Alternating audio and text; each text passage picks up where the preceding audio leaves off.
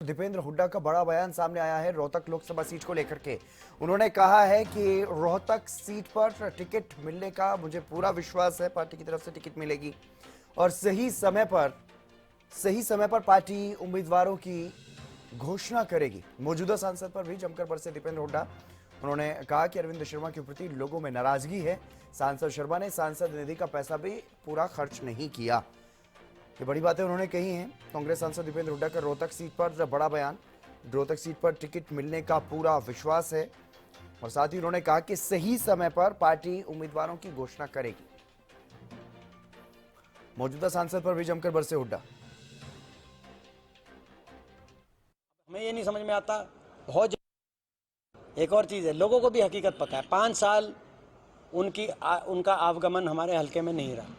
लोकसभा क्षेत्र एक एक गांव में मैं जाता हूं, मैं एक एक शहर एक कॉलोनी में जाता हूं, वो 5 साल में वो आए गए नहीं, इसको डिनाई नहीं कर सकते। वो केवल जो इनकी पार्टी के औपचारिक प्रोग्राम थे उनमें आते थे, मगर कहीं इन्होंने धन्यवादी दौरा भी 5 साल में एक एक जगह जो करना चाहिए था एक एक जगह जाके नहीं किया।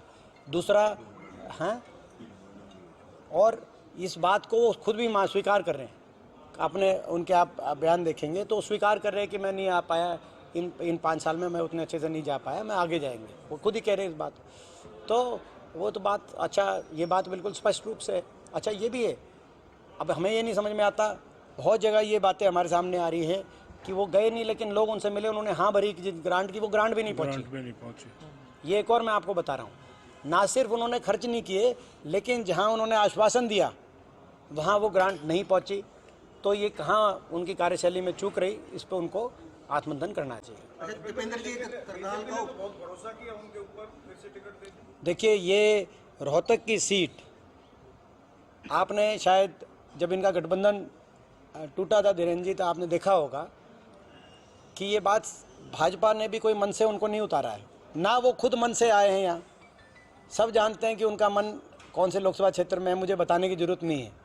कहीं किसी और लोकसभा क्षेत्र में उनका मन पिछली बार भी था, इस बार भी शायद इसीलिए नहीं आए 5 साल। वो जब गठबंधन टूटा तो दुष्यंत चौटाला ने हिसार में अगले दिन ये कहा कि जेपी नड्डा जी ने उनको बुलाया और कहा कि हम रोहतक छोड़ते हैं जजपा के लिए, लेकिन जजपा वालों ने कहा कि हम रोहतक नहीं लड़ेंगे क्योंकि ये हारी हुई सीट है।